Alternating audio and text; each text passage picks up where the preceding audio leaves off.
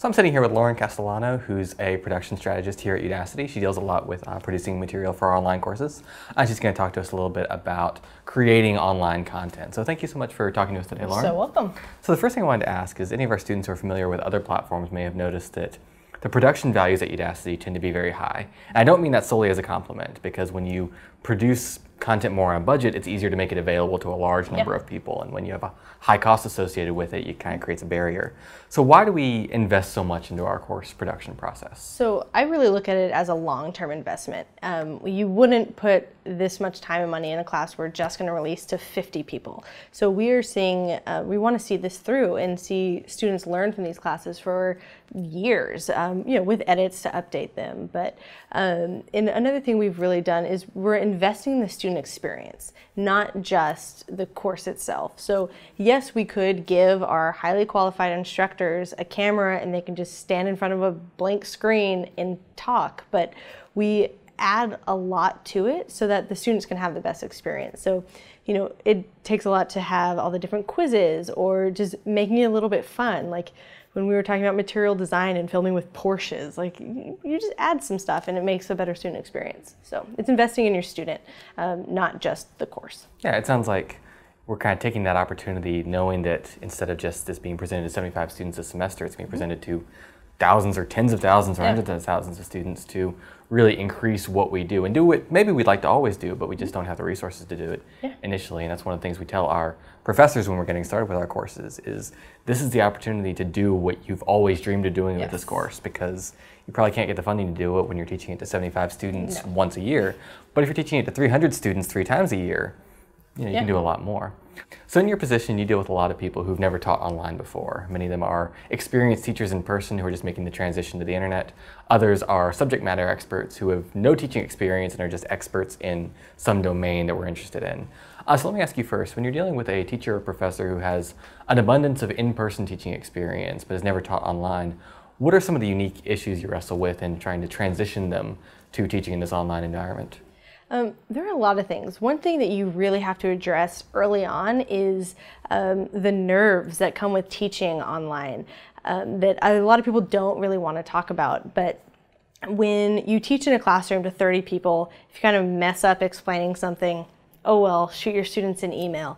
But when you are recording that and broadcasting that to potentially 100,000 students, it's a little more terrifying. And another thing I see really often is with the more experienced instructors is that they start to teach for their peers and not for their students, because they have to look good for their peers and people that they're going to see at conferences, and that can get a little bit dangerous. But from a student's perspective, but one of I think the best things that come out of that is that the teachers, the professors will validate their material even more than they would just standing in front of 35 people, because they know it's going to be out there forever. They know their peers are going to be reviewing this too.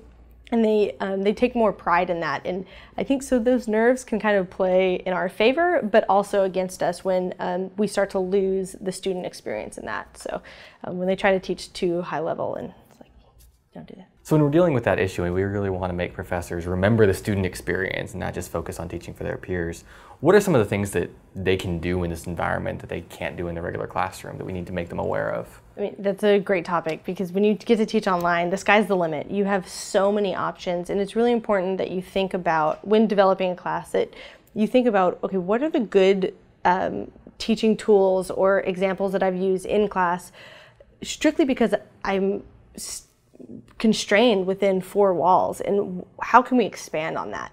The sky's the limit when you're teaching online. You can do a million different things and use really cool teaching examples that you could never use in a classroom. One of my favorite examples is when I got to teach with sea lions when I was teaching about classical and operant conditioning.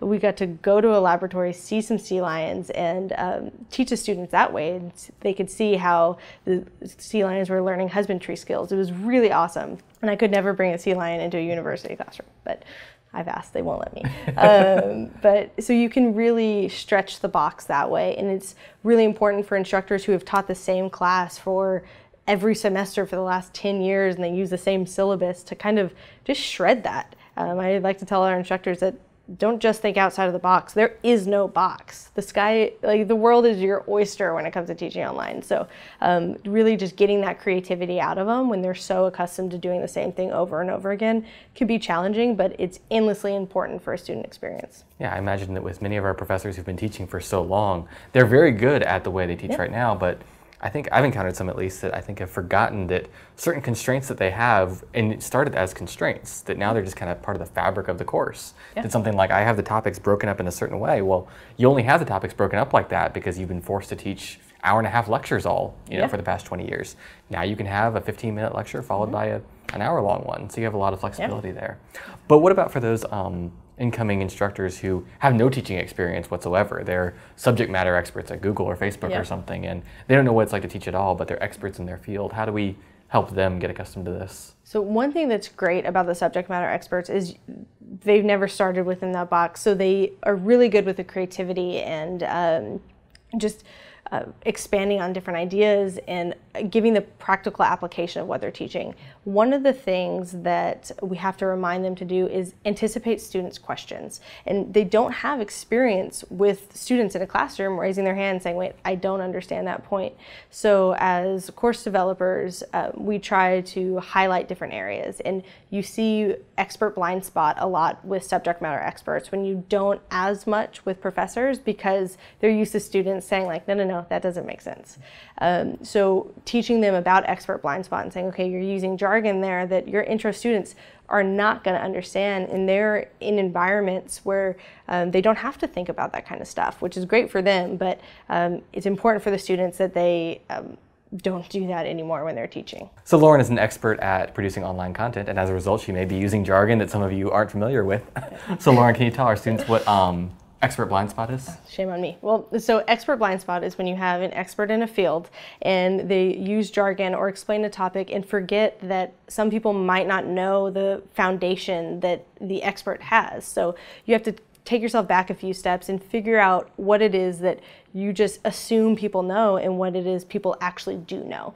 So we try to get have people lose their expert blind spot by not having an assumption of the knowledge that the student has coming in. We actually need to go in and explore what their base knowledge is. I have a very fond memories of my freshman calculus class being taught by a Nobel Prize nominated physicist who had no idea what it was like to not know how to do a derivative.